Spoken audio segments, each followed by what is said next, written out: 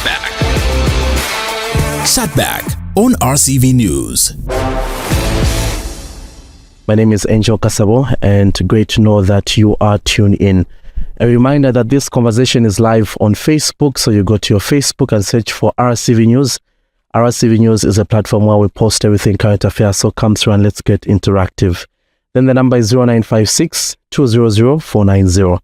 0956 200 490 is a number that you can get in touch with the studio. This morning we do have an interesting topic, and the topic of discussion is protection of water resources amidst the drought. Protection of water resources amidst the drought. This is our topic of discussion this morning. And in studios, I'm privileged to be joined by the Acting Director General from the Water Resource Management Authority, WARMA, Mrs. Misozi Ngulube Lumpa. Good morning and welcome to Chatback. Good morning to you. Good morning, our listeners. It's good to be here. Yeah, it's great to host you for the very first time on Radio Christian Voice. How is WARMA doing this morning?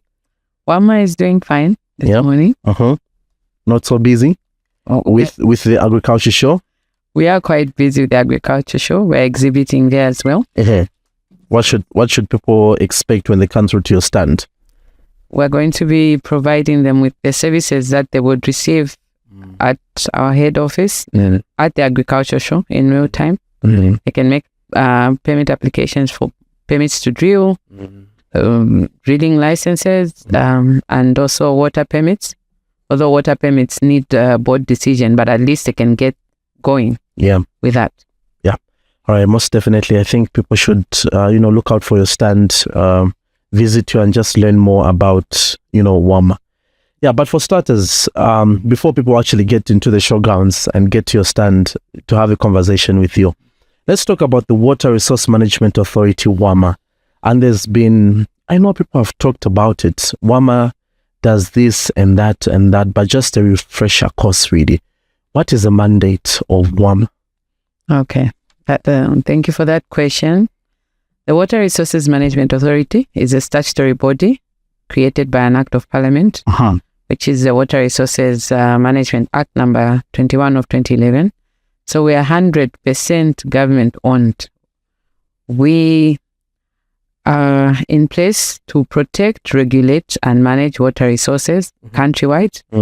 We focus on surface water and groundwater.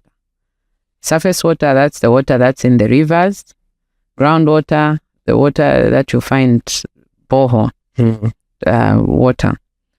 We are there also to identify and protect potential water sources from pollution.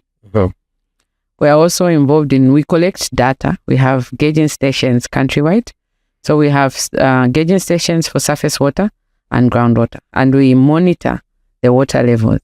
So with that information that we collect, we're able to avail information. For instance, if you want to build a dam or a road or a bridge, the water component of that is important, because if you do not take it into account, you find this situation where bridges are washed away. So we make that information available. We also regulate drillers, the drilling sector. And right now, because of the drought situation, there's a lot of demand for groundwater. So we regulate, first of all, the drillers themselves.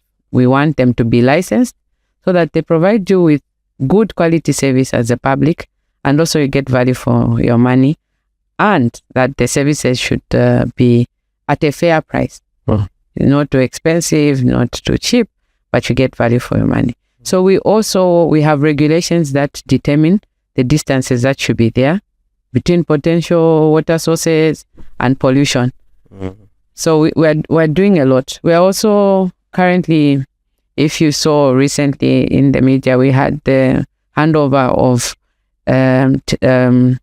what you call Fuse. This is a software that is able to project floods. Early warning. Focus, early warning. So we also publish focus for floods and drought. We participated in this process of coming to the declaration of the drought as an an emergency, we had to provide that information to the relevant stakeholders. So we're doing quite a lot for the public because water is a public good. Most definitely. All right, we'll get into some of these mandates that you've just explained to us. But the question really that Zambians have is that why does WARMA regulate the water resources? These are God-given. I had this conversation. This is a God-given, resource. But why does WARMA regulate the water resources? First of all, there's this notion that we have abundant water resources. Well, we had abundant water resources. Water is a diminishing or finite resource, and it's a resource that is used by every sector. For instance, for mining, you need water. Hydropower generation, it's the reason why we have load shedding is because the water available is low. You need water for industry. You need water for agriculture. So they are competing water usage. Now, with that competition, there are people in society that have financial muscle. So if it was up to them, water will be abstracted. The river is made to run dry to the detriment of water for domestic use, water for drinking. So as WARMA, we are there. In fact, we are there for the benefit of the public, for everyone in society, to find that delicate balance. So that, first of all, we do not deplete the water for the current generation and also for the future generation. So WARMA, even if as we implement our mandate, and there's some water users that feel like we are just there to burden them or to police them per se, but we are there for their benefit because we look at holistically. Sometimes you will just be looking at a person is seeing the water in the river, in a tributary, and thinking it's available. But there are other people who've already invested. They've gotten loans from banks on the basis of that water. So if we do not come in and regulate, there will be chaos. And that's why we're there to bring that sanity in the water sector. I like how you talked about that. People believe or think we've got abundant water. Isn't that the case when you look at the many rivers, when you look at the lakes that we have, when you look at all these, tributaries of these certain rivers? Don't you think it's right for us to believe that we've got a lot of water? So that having abundant water has to be put in context. First of all, well, when it comes to the SADC region, we have like 35% of the water in the region. But that water, first of all, some of it is not evenly spread. For instance, right now as we speak, we have, there's a drought situation. It's affecting certain provinces. So in the northern province, there's more water than in the southern province. So it's not even distributed. So if you go and say we have abundant water, when rivers, perennial rivers are drying in southern province, they will not agree with you. Furthermore, yes, we have the water available, but some of it has already been committed. For instance, you need to commit water that should be available for hydropower generation. It's taken. Someone will just be seeing the water and saying, oh, this water is available. The other thing is also there are other uses. For instance, there are agriculture water users as well. The water is committed. It's not abundant anymore. It was abundant when we got independence. The demands also. The population has increased. Not only the drought, yes, but also over time. Yes, over time. Population, industries are coming up. There are investors. We are always telling investors to come to our country to tap into our resources, and this includes water. So we have to qualify the abundance or put it in context. Otherwise, we'll mislead ourselves. So having said that, then, so what is the current status of water in the country? Both ground and surface water resources, especially, with the drought in Zambians feeling the effect of the drought. What is the current status of these water resources? So, this year is unique because in the last season, we received low rainfall. This affected the levels of water in the rivers, and this led to the declaration of the drought. So, for surface water, there's a drop let me start with groundwater. There's a drop in the levels. Approximately, you can say the percentage drop is 50%. If you recall, the Honorable Minister of Water Development and Sanitation gave a ministerial statement in Parliament that there are some areas like the Zambia. The situation is quite dire. In fact, we've had to call upon water users to move the level of the pump. Otherwise, if it's at a certain level, you'll find that you're not able to abstract. Also now, in the provinces affected by the drought, before we would be hitting water at 80 meters, 120 meters. Now we're moving to 100, 150 meters. This is when drilling. Yes, so this is when drilling. Previously, would find water at 80 meters. 80 meters, even 50. Even 50. 50, 80, but now you have to hit all the way to 100 meters just for you to find water. Yes, which is even making the same drilling process a bit expensive. For surface water, what is happening is because of the low rainfall, the flow is low. In areas where there were rivers that go, what we call perennial rivers, throughout the year, some of them, as we are approaching the hot, dry season, they've dried. I had the privilege of going to Pemba. There's a dam which the water utilities, Southern Water, is using for providing domestic water. It's dried up. Actually, when we went there, we were able to find livestock trying to drink water from the dam that supplies water for. And now we have had to resort to groundwater for boreholes. Otherwise, the town will not have domestic water supply. So the situation is, well, it's very dire, but also we are here now to find that resilience and balance. So where the dam, the infrastructure has dried, we need to go and find where there's borehole water and supply it to our people. We've also heard stories of how that in Lusaka we've had some areas that have dry boreholes. Is the drought also the cause for these particular dry boreholes that we were hearing of in Lusaka? So in Lusaka, the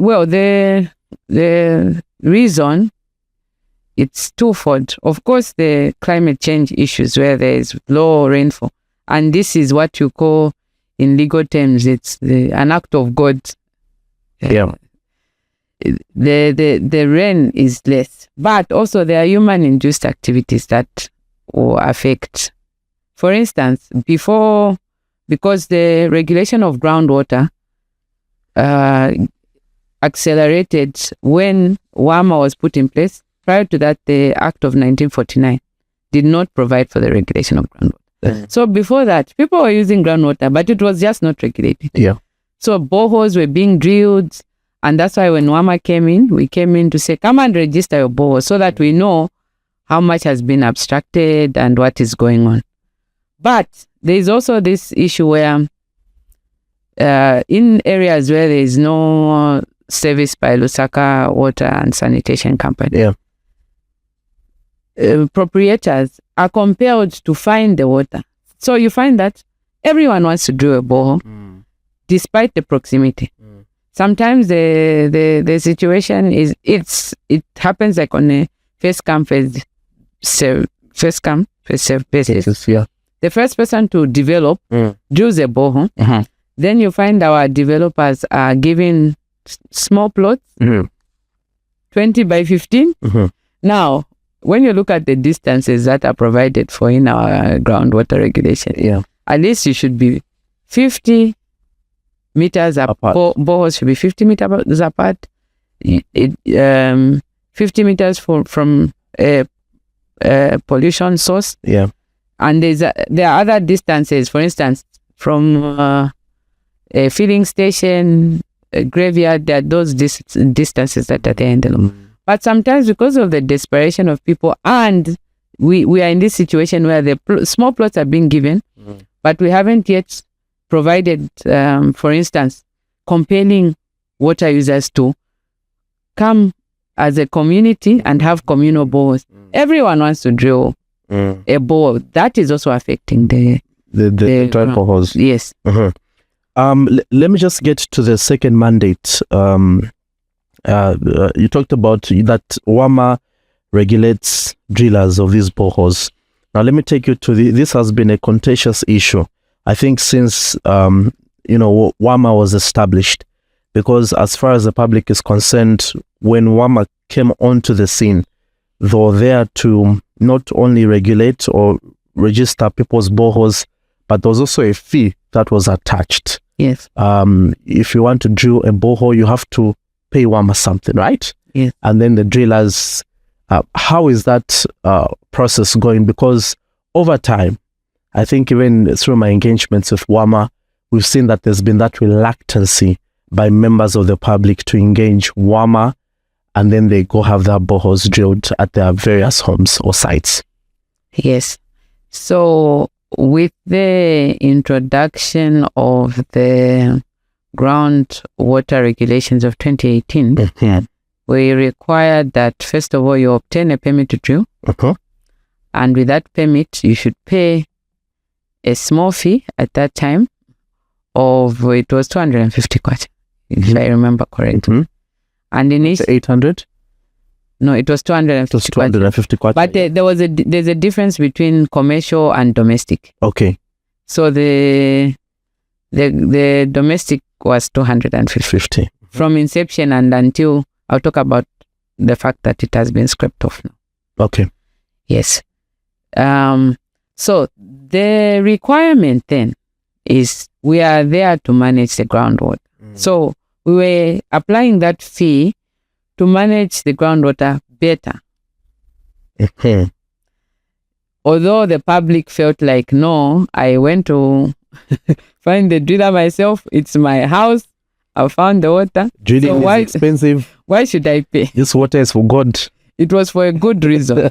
But I think the government in 2022 heard the outcry of people about that, and also with an objective of reducing the prices of drilling or accessing boreholes, scrapped it off for domestic purposes.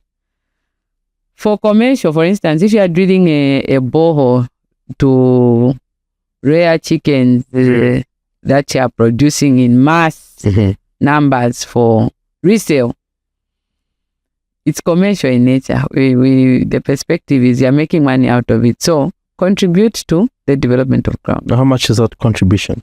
500. Right now it's 500. 500 kwacha. All right. Before you move on, before this particular fee, 250 kwacha, was scrapped off, how was the sort of feedback or compliance from members of the public? Did we have quite a number of people come through and say, WARMA, here's a 250 kwacha, I need you to, to get that, if it's a permit or whatnot, to have a borehole drilled? How was the compliance at that particular time? So when we started, it was a bit problematic. Yeah. But with time, just before scraping it off, there was a lot of compliance. But also we had this issue with the drillers. Yeah. We made it so much that if you don't have a permit to drill and the driller comes, and that's why the compliance increased. If the driller comes to drill a borehole for you without a permit to drill, we'll impose penalties on them. They will tell you that I can't move an inch. WARMA has to, because we handled it with the drillers, and they need our license every year. So we kind of sorted out that aspect through that process. So even now, the requirement for you to obtain a permit to drill is still there. The only thing is there's no fee. The reason why it's like that is because, for instance, when government scrapped off that fee, they provided us with a higher grant to support, like a way of subsidize, yes, so that there's no requirement on domestic water users. But the requirement to get a permit, it's still there, and we need the public to do it. The reason is we need to know. For instance, once a borehole is drilled from your house, there will be a borehole completion report. That will help us know what is the yield. Using that borehole completion report, we've been able to do maps for Lusaka. We're doing it in stages because it depends on the demand for boreholes. We are able to know the depth, the estimated depth for certain areas in Lusaka, and the estimated yield, which if we do it comprehensively, which we want to do, you'll be able to know that, I'm going to drill a bore in Chilanga.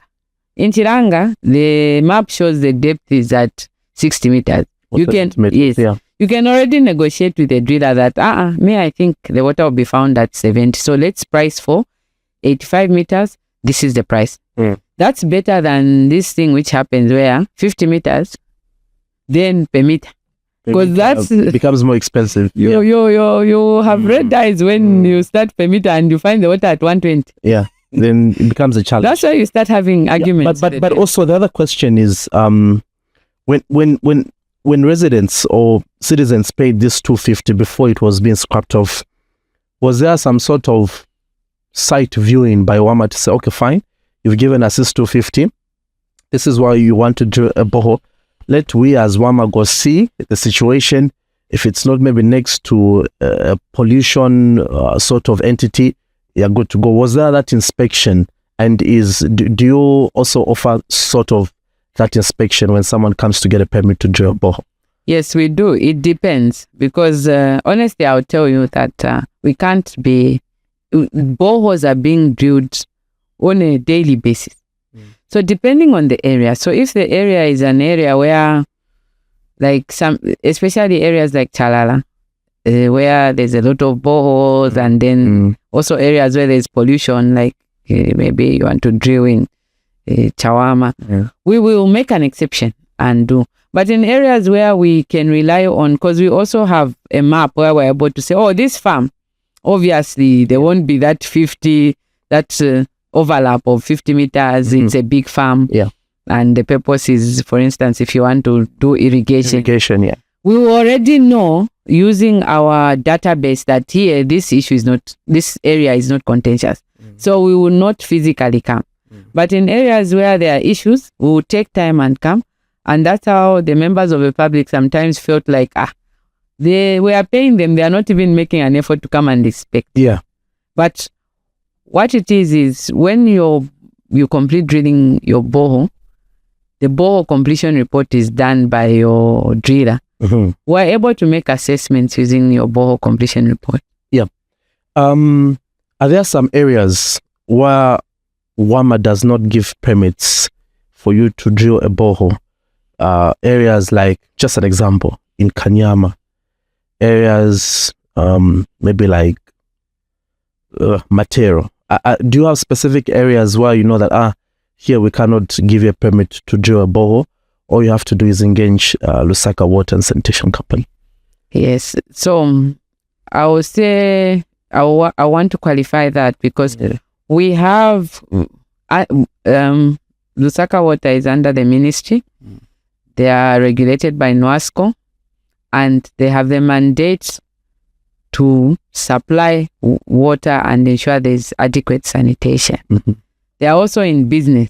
That's government business. So where the area is serviced, we usually, if we're going to allow for a borehole to be drilled, we do it sparingly because also we don't want to put our fellow sister company out of business. But there are exceptions that are made. For instance, in a particular area, if it's problematic, the water supply is less and someone wants to put up, for instance, a hospital, that's case-by-case determination and assessment is made. But it's not blanket, we don't. Because you will find that we have, in exceptional instances, allowed the borehole to be drilled in Kablonga, which is serviced by Lusaka Water. Yeah. But we consider on a case-by-case. Yeah, I actually asked that question because I remember the times when Kanyama would flood. I think it should have been the other rain season. And after those floods, some people went in just to assess and they found that there were some boreholes that were drilled in that particular area. I think it was during the cholera. But also those boreholes were being drilled close to it could be maybe a pit latrine. And the question there is, where was WARMA? How did they give this permit to this particular individual to drill this borehole? That's the basis of the question. Okay. So in such a case, is it now right to put the blame on WARMA to say you are the ones that gave this particular individual to drill the borehole? Well, I'm sure you've heard of such conversations. So I'll also talk about the groundwater regulations I talked about. And then also, is there such as illegal drilling of a borehole? Is there such? Yes. So I'll talk about the groundwater regulations. They have provided the minimum distances that should be there between a contamination source, graveyard, the filling station. Those are there. But the law also, the law it cannot be very rigid. Yep. It has provided that in exceptional circumstances, in the discretion of WARMA, they can forego with justification those distances. But it's exception. For instance, at a filling station, if there's a filling station, but that filling station, for instance, if you want to save the public and that area is not serviced by any water utility, whether it's southern water, we cannot condemn those people to have, otherwise the health authorities will also be on them. So they'll come and make an application to allow for groundwater to be utilized. For instance, you find that there's a filling station, there's also debonaires there. The health authorities will not allow that business to run without access to sanitation and water. So those are the exceptions that we need to make. So we do it on a case-by-case basis. And for instance, if in a scenario like the scenario you're talking about, if you see that, oh no, this situation, yes, WARMA allowed this to be done, but as the public, it becomes a health hazard. As WARMA, we will not be rigid to stand by our decision to say we were right. No, we will consider and say, okay, let's do what is beneficial to the public. If this, we've also decommissioned boreholes where it's a health hazard, because at the end of the day, the cholera situation will come back to government to sort out. So we are flexible and we are at your service. Yeah. All right. The time is 9:55. You are listening to today's edition of Chatback. This morning we do have the Water Resource Management Authority, WARMA, and we are having a conversation really on the protection of water resources amidst drought. This is our particular topic of discussion this morning. So you can come through with your questions on Facebook. It is RCV News. RCV News is a platform where we post everything current affairs, so come through and let's get interactive. Then the number is 0956 200 490. Chatback on RCV News. The time in Central Africa is 10:10, and we are now into the second hour of the program. That is Friday's edition of Chatback this morning. My name is Angel, and super excited and great to know that you are listening. In case you've just tuned in, we are now into the second hour of the program. This morning, we are looking at the protection of water resources amidst the drought. The protection of water resources amidst the drought. And my guest is the Water Resource Management Authority, WARMA, the Acting Director General, Mrs. Misozi Ngulube Lumpa. She's my guest this morning. And for your contributions, the number is 0956 200 490, 0956 200 490. And also you can post your contributions on Facebook. I've seen quite a number of them. We will get to them very soon, and our guest is going to respond to your contributions. So you can also post them there for contributions and questions that you've wanted to ask WARMA. So make sure you come through and we will respond to you. All right, let's get into the conversation. There's one question that I should have asked before the break. And I was just following up with, I think should have been one of your press briefings at some particular event where you say that 5 provinces were threatened with the depletion of groundwater. You named them as Western Province, Central, Eastern, Southern, and Lusaka. I remember there was a story around the depletion of groundwater. And to the public, I think it was an issue of interpretation, because now I heard people saying in Central Province there's no water. So wanted to get some clarity when you said there's threatened water depletion in these particular provinces. What does this mean? What does the situation look like on the ground? So thank you for that question. Yes, so I remember when the issue came up, as WARMA, we issued a press statement.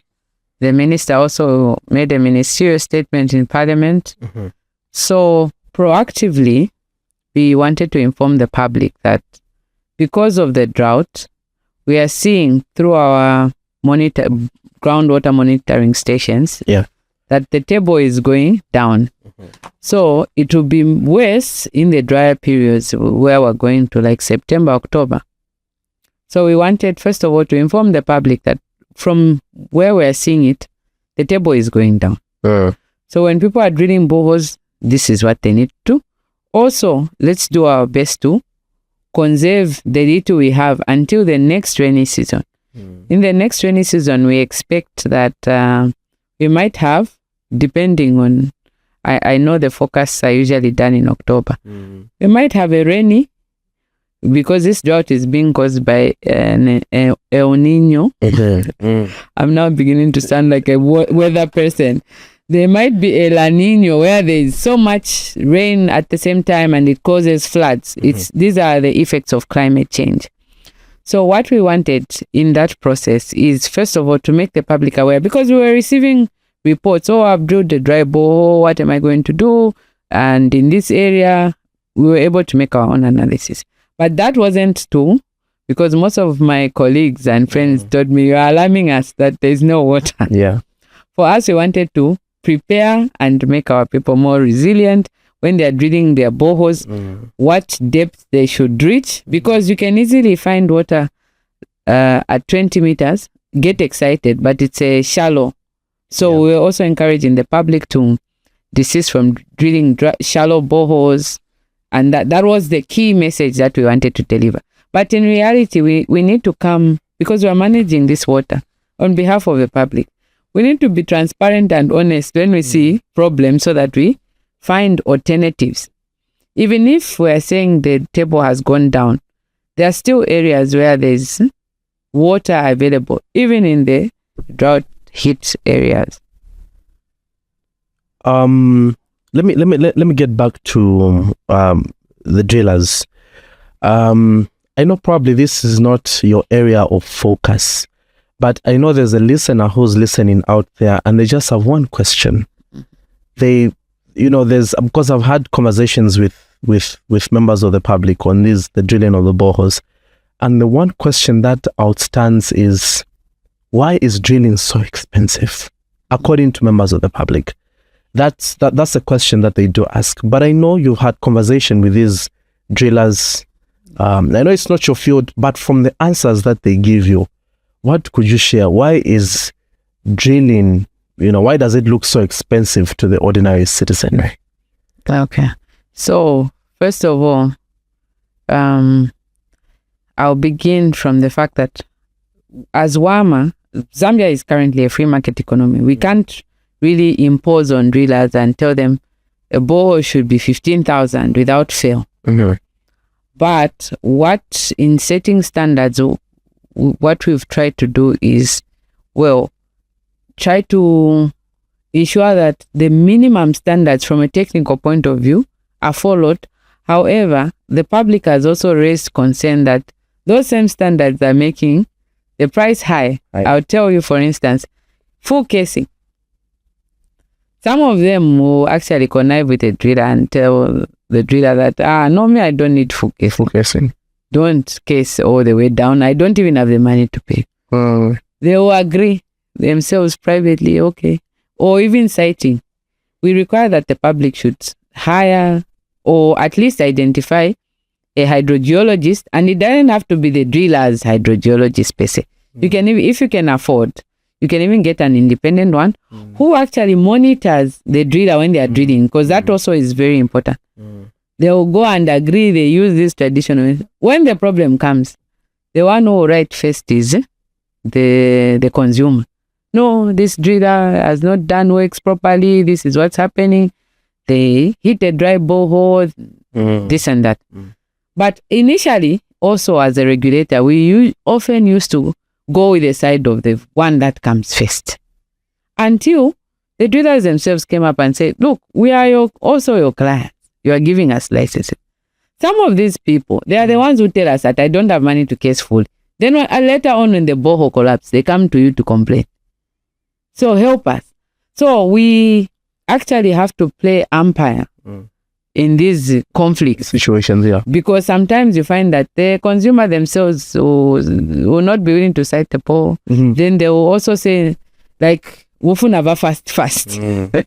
Drama sisiriko. So when that happens, we need to find a delicate balance. But with the pricing, I'll talk about, because the main question you posed was with the pricing. There are a lot of factors that will influence the pricing. First of all, it's the location.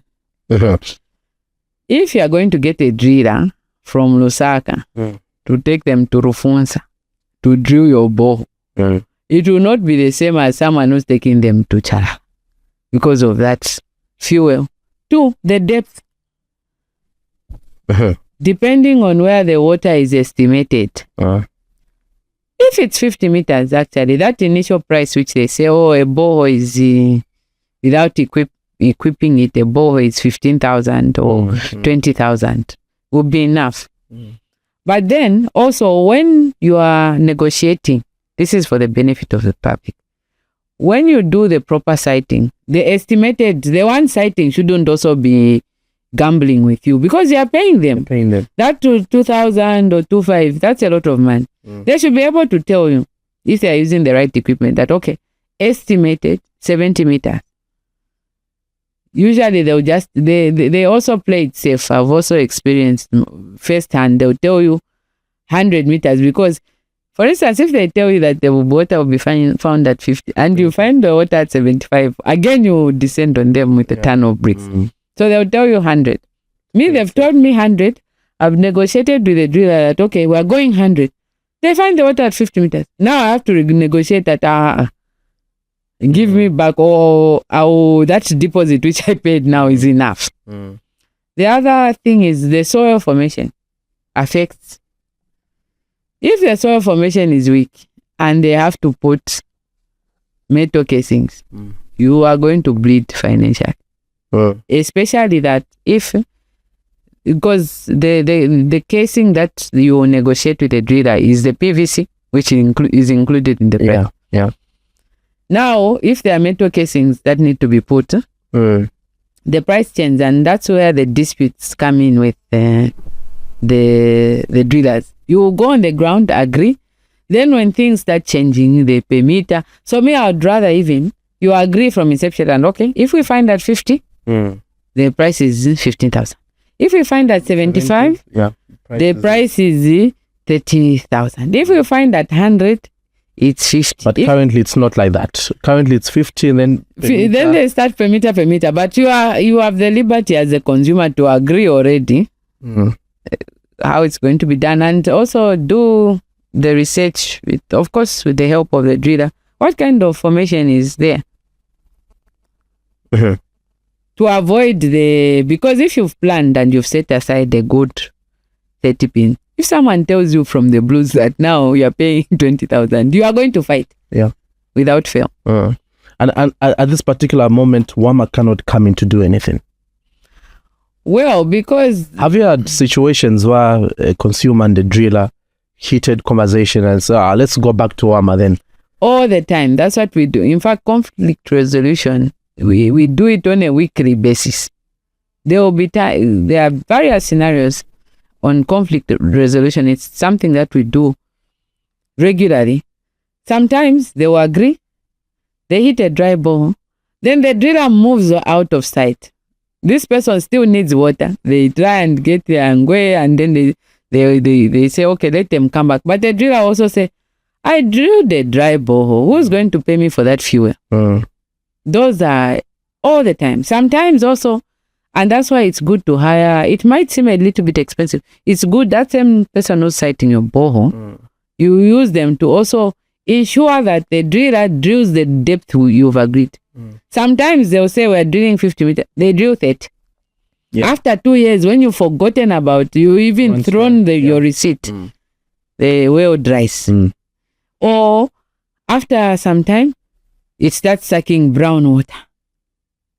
Now you remember, that person who I hired, they did not flush this.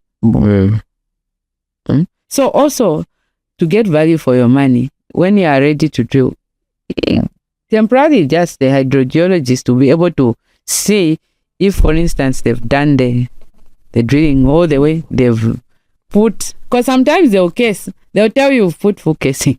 They've just done half of it and gone. They're on to the next client because they're in business.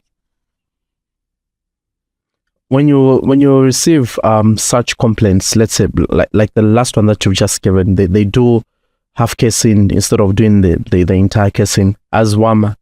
What do you have some sort of penalties for these drillers, or there's some sort of punishment? Yes, we have actually wide powers under our law. You had almost started talking about illegal drilling, where you just go and drill without a permit. The penalty, I think it translates to, because it's in penalty units, it will translate to 30,000 kwacha. 30,000 kwacha for the illegal drillers. Illegal drilling. Yes. That's you drilling without involving WARMA. Without a permit to drill. Also, you drilling without a license. It's another problem. Because you can have a permit. Well, I don't even think if you are an unlicensed driller, you can get a permit to drill. They are already flag. Then, but there are some more risk takers who can take the risk, especially in the outskirts. Yeah. Where, because we are not everywhere monitoring, they will take that. But also for you, as a person who's, if you have no documents regarding your drilling, if you have a problem in 2 years' time, where are you going to go? Because that's what will actually tell you, in fact, we can't help you. We should have fined you for allowing someone to drill without a permit. And also, why did you get a driller? Because we always have a list per year. It's not every year that someone will get a license. Some of them, sometimes they'll stop drilling. The next year, we license new people. Sometimes they'll sell their rig. There was actually a story that I heard of in Northern Province. So this sort of drilling company was based in Kasam. Then the person that wanted the borehole was in Porokoso. So went all the way to Kasama, but then the prices were according to that individual, the prices were too high. So they connived with a certain guy from that particular company, and it was sort of like away from the company. Went to that person, they drilled the borehole, everything went on well, and then after some years, it dried. So the question would be, especially in rural areas where maybe your presence may not be felt, how are you ensuring that you're curtailing this illegal drilling of boreholes? Because at the end of the day, they pose a risk to the groundwater. So how are you ensuring that, especially in rural areas of the country, you're sort of managing these situations? So also what we're doing is we understand our limitations, that we can't be in every place. We're in some catchments, some we have satellite offices. I think I'll talk about it when we're concluding. But we also work closely with DWRD, which is under the ministry. What is DWRD? Oh yes, I'm saying it as if everyone would know. Department of Water Resource Development under the ministry. They have more presence because they are at provincial levels than we do. So we work closely with them. Also, that's why we invite the public to be our ambassadors. You just insisting the way ZRA will insist that you get a tax receipt as a citizen. Also insist that, okay, I'll need my permit to drill. Yeah. When you start speaking that language, the driller knows if they don't have a license to drill, the problem there. They will not engage further. They will leave it to other people who are more compliant. Yes. The other thing also is our lines are open. We're not present everywhere, but we have a website. So we have those avenues which can be used. Yeah. But also, through this drought response, we are increasing. We feel like we also need to be heard. We need to talk to the public, whether it's community radios, physical meetings on the ground, on do's and don'ts, what they need to do to help us manage their resource better. Okay. All right, let's get to the phone lines and your contributions on the number 0956200490. We've now opened the phone lines. Come through and let's get interactive. 0956200490. That's the number that you can call in for your contributions. Good morning. You are through to the program. Good morning. Very well. Your name and where you calling us from? Douglas from Yes, Douglas. Yes. Definitely. Yes. What I said, let's get all. Come again, Douglas. We your line seems to be bad, but you're saying that what differentiates what? The domestic or from what is the domestic or and the commercial or, and again I reiterate the saying that sometimes you find the water at the 20 meters. So again, my other question is, again, what's the difference between the pole and the well? Because some wells, they go up to 25. Okay. Thank you. All right. Thank you so much, Douglas. Great to know that Always is listening. What's the difference between a well and a borehole? And also the difference between a domestic and a commercial. And the commercial, there's two questions in 0956200490. Let's get more of your phone calls. Good morning. You are through to the program. Very well. Your name and where you calling us from? You're a senior resident in long time. Where have you been a senior resident? And so just a few years, I remember legal and Okay. All right. Go ahead with the contribution. Our managing director, Mrs. Kadenian,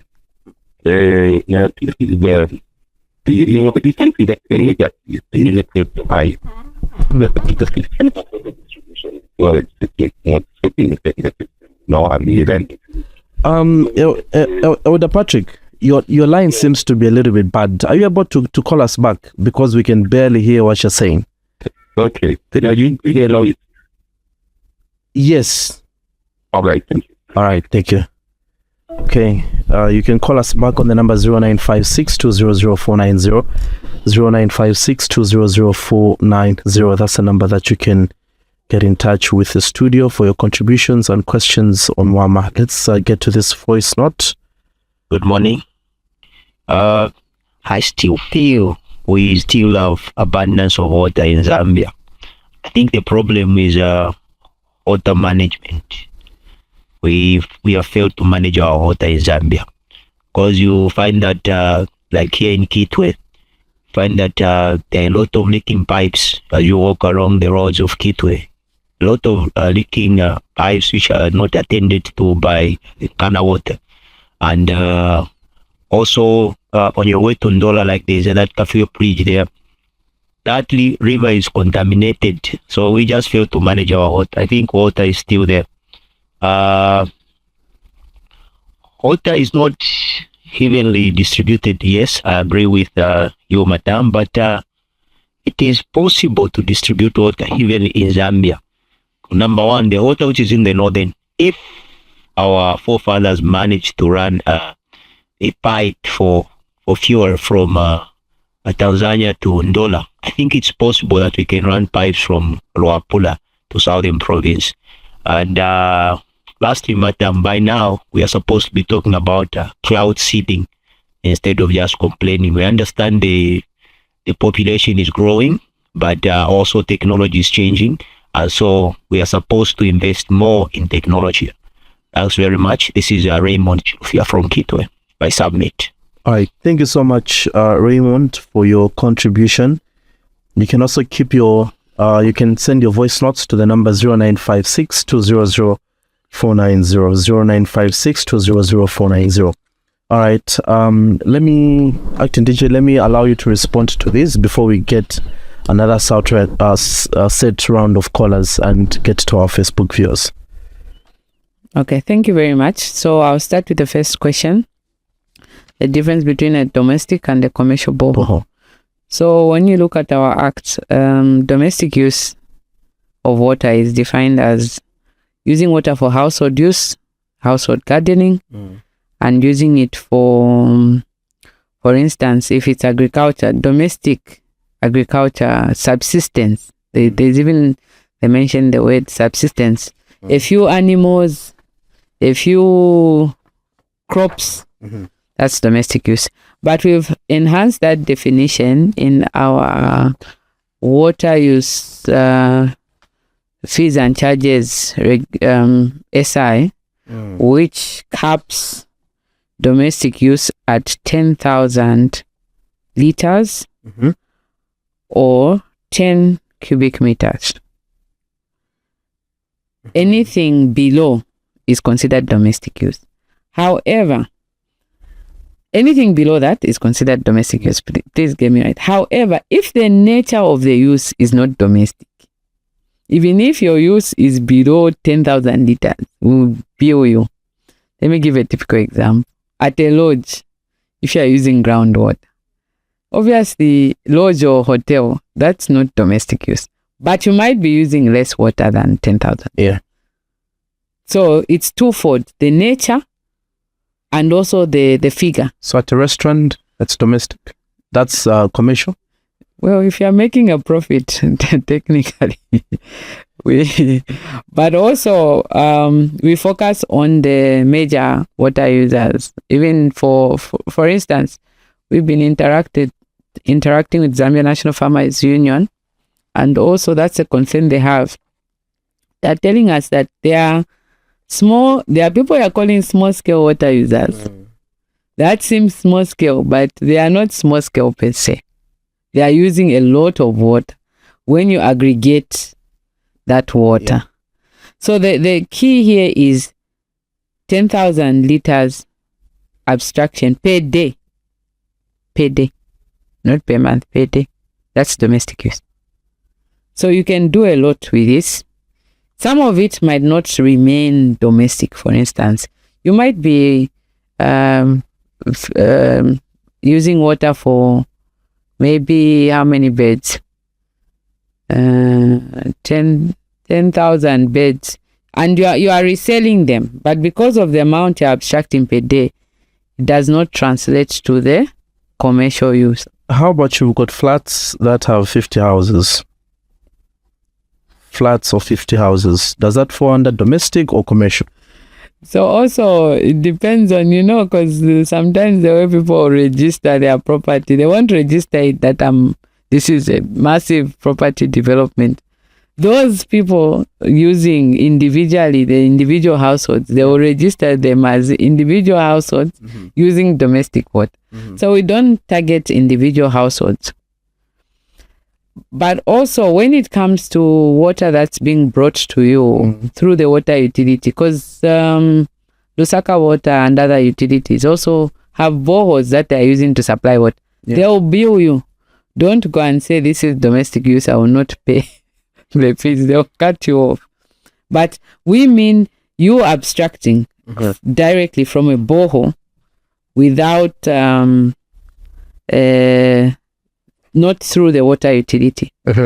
Then he also asked about, he feels like there's no difference between a bore and a well. A well, what I want to believe is a well, when you are digging a well, you are just digging traditionally. A borehole, you need to drill with drill bits properly. So if you hit the water at 20 meters, it will still be a borehole because of the style you've used. I don't want to get into, let me acknowledge I'm not an engineer, so I don't want to start saying using this method. So the type of method to drill a borehole determines whether or not. But a well is a well. We cannot, and that's a difference. Also, there's traditional drilling that we allow. Mostly this is done in Mongo How does that where happen? they I don't know what equipment, the kind of equipment they use, but they also get permits to do that because of the sand that they use. It's not the typical. But they use machinery. They use some equipment that they use. Some equipment. Okay. But I cannot start. I don't want to mislead specifics. Okay. He's saying that in Zambia there's abundance of water. The problem is water management. And he spoke about leaking pipes. And that's a clarity I want to make between, there's a difference between what WARMA does and what water utilities do, which is regulated by the National Water and Supply and Sanitation Council. So as we make water available to the water utility, those are our clients. We give them a permit to abstract water. They treat that water, and that water is brought into your home using their network. From the time they uptake the water from the river or groundwater into their storage treaty, that water is now under their mandate. But I'm privileged to know that the issue of leaking pipes, poor network, the ministry is dealing with it. Because I'm in the ministry, we have a challenge where the water network is old. It's actually obsolete, but government is working closely. First of all, currently, they have annual programs where they maintain the leaking pipes to reduce what they call non-revenue water. In addition to that, they want to upgrade the systems. For instance, I think with this issue that came up at CBU, I was privileged to be in a meeting where we're discussing the need to upgrade the network. So that is being done. Although because of limited resources, the pace will be slow. So you find that there will be leakages in pipes. But when you, as a member of the public, see that, oh, this pipe is leaking, try your best to contact the relevant water utility or NWASCO to intervene so that we save that water. Because actually, water leaking from a pipe, it's expensive because that water is treated. It's different from raw water that's coming from the river. It's treated at great cost by government. Because, of course, water utilities are under the ministry. That's public funds. So we want to minimize that, and we want the public to help us do it by reporting such things to the relevant institution. Then there was a comment that our forefathers managed to run a pipe of oil. Tazama pipeline. Why not water? Why can't they do the same? The possibility of doing the same is there, and government is looking at that. They want to, is what we call interbasin water transfer, which we want to do at least from Luapula, northern, into the Kafue system. However, that needs several studies, and it's issues of, because they have to identify the modalities of moving this water, who is going to affect. It's like as good as building a dual carriageway now in the form of a water system. It involves a lot of money and a lot of consultation, because it will result in, for instance, you have to do an environmental impact assessment. So at this stage, it's at the stage of feasibility. It's something that's been explored under the ministry. But I do not want to speak on behalf of the ministry. Okay. Yeah. Then also, we need to invest in technology. I totally agree. We are learning when we go into conferences with our counterparts, like the Chinese. I was privileged to go for the World Water Congress, where they model rivers. They will model a river.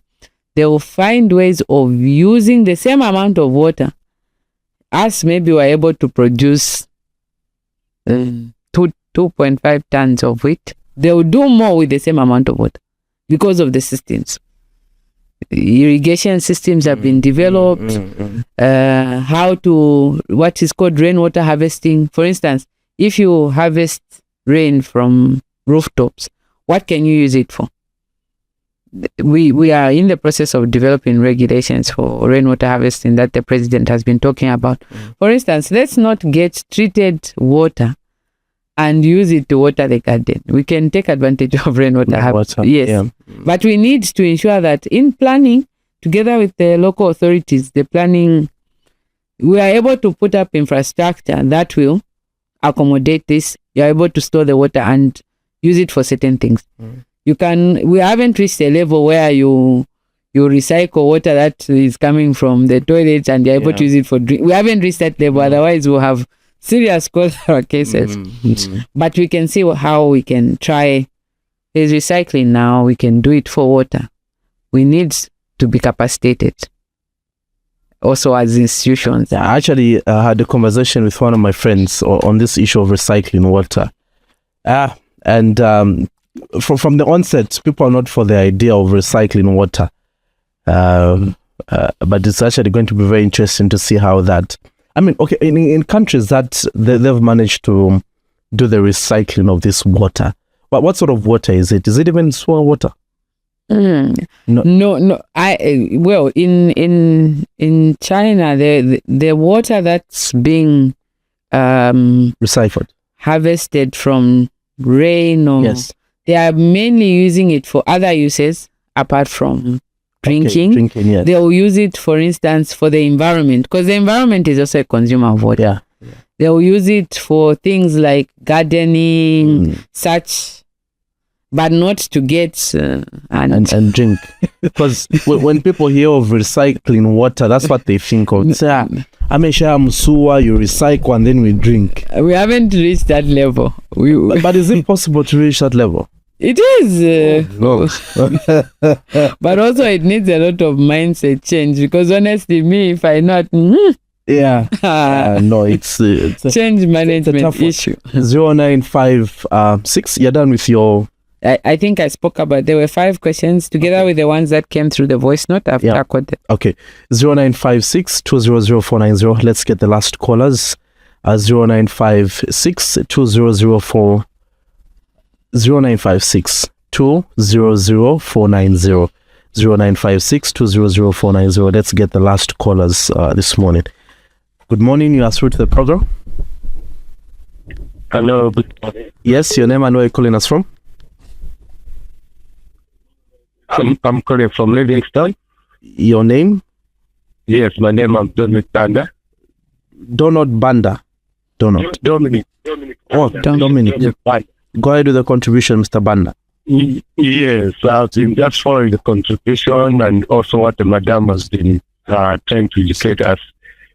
So what I wanted also to contribute is looking at this drought thing. Where you remember all the time when Kariba was full, there was an announcement which was made, and that there was water which was just let out, Kariba Dam. So my question is, looking at this drought thing, there will be times that will be blessed by God with the rain. Why don't the technocrats, because I believe the technocrats are the ones that can advise the government, so why don't the technocrats advise the government on start now planning to create some reservoir tanks, like that water which was let loose at Kariba, if it was put in a reservoir tank, then maybe the level goes down, then that water is let in again. I think maybe somehow the problem will not going to incur this problem that we are having. So my contribution is that when we start now, the technocrat advises the government to start now building big reservoir tanks, so that whenever we have insufficient water, that water can be used from the reservoir tanks. So otherwise, reserving, like what the madam was saying, we need also on national level and also on local level, we need to begin to start sensitizing the people on the drinking water. Otherwise, to be honestly speaking, have moved around. We have some body water that we can go, that God has remembered us in Zambia. We are not like Botswana, you know. We are different from Botswana. But now this water, it must not even be a problem, especially in Zambia. So this is my contribution. Thank you so very much. All right. Thank you so much for your contribution. Great to know that Livingstone is tuned in. Good morning. You are through to the program. Hello. Good morning. I've met you. Hello. Good morning. Okay. We lost that caller. 0956200490. Let me also get to our Facebook. We do have quite a number of concerns. Chanzi says, what is WARMA doing about people that are building along the river? Some even inside the river, especially along the Kafue River. Hopefully you've got that one. Sam Zulu says, does WARMA have a policy in place to guide drilling companies on charges when a borehole turns out to be a dry one? If there is such a policy, what steps should someone who if there's such a policy, what steps should a complainant follow with both your office and the drilling company? George comes on to say, Madam, we appreciate your efforts. My question may be off topic a bit, but I want to know your thoughts about one water company in Chingola, in Changa South. Water runs from the taps, brownish in color. This has been going on for years. What are your thoughts, please? Thank you so much, George, for your contribution. These are the contributions that we do have on Facebook. 0956200490 is the number that you can call. If we could just squeeze in one more caller before we finally close the phone lines. So those are some of the concerns that we have from Facebook. You could respond to them. Okay, thank you for those questions, our listeners. Thank you for taking the interest. I'll start with Dominic on ensuring that we harvest the water, proper planning. How can the technocrats help government? Okay. So we have identified that one of the challenges that we have as a country is that our national water storage is low. That is the reality. So we've been working with other ministries, for instance, Ministry of Agriculture, also Ministry of Energy, to see how we can increase the national water storage. Because without storage, no matter how much water we have, it will just run through and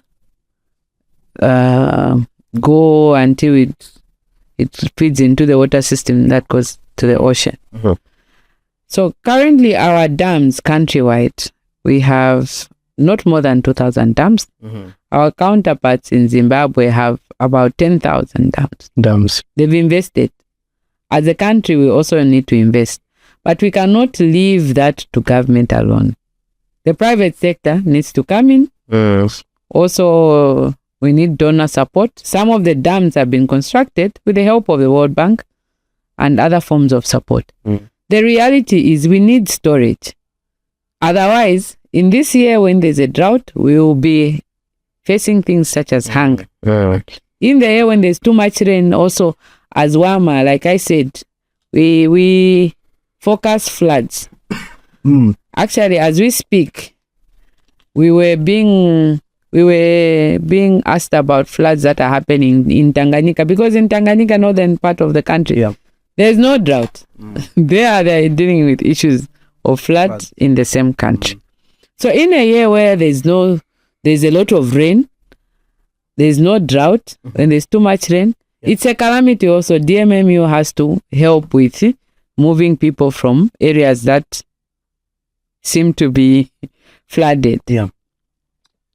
But I'll also talk about currently under the drought response, there's what we're calling early recovery and resilience building.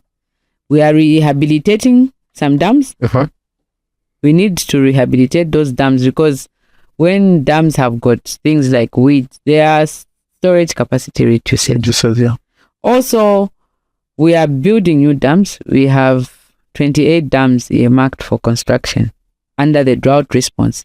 As WARMA are part of the drought response committee under the ministry. So there are efforts that government is making to ensure that we become more resilient. But those efforts need to be coupled with private sector efforts. For instance, if we have capacity, we come together. You can actually come together, tap into CDF funds, and have a concept whereby you build a dam that you are going to use to do irrigation. There's nothing stopping us. So this thing of saying government only, we are government, so we should supplement government efforts. There's also so we're rehabilitating 770 dams. We are building, constructing 28 dams. This is just for 2024. We'll do more next year, but the resource envelope, like I said, we need to be real with ourselves. It's limited. Even us as WARMA, we know we can do more. We have the technical expertise, but our grant is what it is. Yeah. And the money we're also getting from the fees, we cannot overcharge to just ensure we have more money. We have to have that delicate balance. Building along the river, it's a big issue. I'll also talk about in the process of responding to this question, I'll talk about the challenges that we have, human-induced activities that affect water availability. It's fashionable to build along the river. You want to open the window in your house and see the river. But that river is supplying water for domestic water supply. It's a river that's used for hydropower generation. This problem is quite serious in areas like Copperbelt, Ndola. We had to actually prosecute people who were building on the river banks. They had the challenge that we have also as a regulatory institution is those title deeds that they have came from a government institution. That's a challenge, but and are legit. They are legit. So now when you go in, and I'll speak as a legal practitioner, I have legit documents. You demolish my land or my property on my land, you need to compensate me. Yeah. I'll litigate. So yes, it's illegal for someone to build within 50 meters of a river bank. Activities are not allowed. There's an SI of number 1 of 2035. But now the local authority in the area has given legitimate title deeds. But we are not sitting idle. So what we've been doing is, first of all, we're working with Ministry of Lands to put shape files, what we are calling shape files or maps, that okay, there shouldn't be this activity in this particular area. Then on top of that, the end game is to ensure we declare certain areas as water protection areas. Then 2, there's another vice of riverbank cultivation. You want to just go and because it's closer. Yes, You right at the river. Your vegetable gardening. Yes, Closer to the river. that affects the water quality. What you How call, does it affect the water quality? there is what is called turbidity, where the water is brown. Now, for a water utility to bring that water to become clear, I will talk about what's happening in Changa South. They need more money to bring that water to an acceptable quality. That is your money that is coming from taxpayers' money. It's being used to treat that because of your riverbank cultivation. And then when we go in as WARMA, because as WARMA we also go in and enforce the law. They even make it political. No, this is food security. We're trying to just grow a few crops for our livelihood. Just like the president said. Yes. Be a farmer.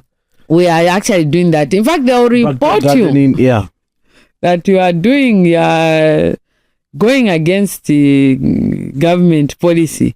Presidential directive. Yes, but it's happening in the wrong place. But as WARMA, the law is very wide. We have wide powers. We go in and the penalty is stiff. But the problem is one to Zambia. The fine, 200,000 kwacha, is a general penalty and possible imprisonment for 5 years. We take institutions, people doing activities right at the riverbank. There's also what is called sand mining. And the problem with the challenge also with sand mining is the permit to be issued by the local authority for sand mining from the reef. That same river is supposed to provide water for consumption. So we are working closely. Still, we are not, we've seen the silos that are created by different mandates. Yeah. But our act requires integrated water resource management. So we have been engaging with local authorities. We have MOUs with some local authorities, and some of them are coming on board whereby before they divide the parcel of land, they'll write, WARMA, we're about to do this. We're about to approve this proposal. What are your comments? We'll say, oh, the water is here. This area, don't do this. Or this is an aquifer. We're collaborating like that. But some are just ignoring us entirely and they're saying it's our mandate to issue out parcels of land. DJ, you have 2 minutes to conclude. You have to attend to the Nchanga one. No. This is something very common. No, you've seen how I won't do that. Yeah. So this one, the brownish water. The same brownish water. So it just could mean there could be a lot of factors. It could mean that there are water quality issues here. First of all, this Nchanga South is regulated by NWASCO. And they're supposed to provide a service to the public. In fact, you're paying for that service. So it would be good to first engage them. They might, if they are not aware, I can't speak for them, engage them that, we are paying you. In fact, it's good to do it in writing. If they don't, report them to NWASCO. In fact, NWASCO would take keen interest because it is in their interest that water utilities supply water service, whether it's water, sanitation, right quality, right price. So I would encourage them to take that route. If it doesn't yield any joy, they can go as far as the ministry. Our ministry has a statutory mandate of water supply and sanitation. So we are all under the policy oversight. Even when WARMA is not doing what we need to do, report us to the ministry and we'll be made accountable. Thank you so much for coming through to today's edition of Chatback. Unfortunately, we've run out of time, and this is why we have to bring it to a close. Thank you so much. Thank you very much for having me. All right, this is where we come to the end of the program. Up next is the news. Then just after the news, we do get into Friday's edition of Lifestyle with Chipo. My name is Angel Kasabo. You'll have a great and restful weekend. And remember to share Jesus boldly. Good morning. Chatback on RCV News.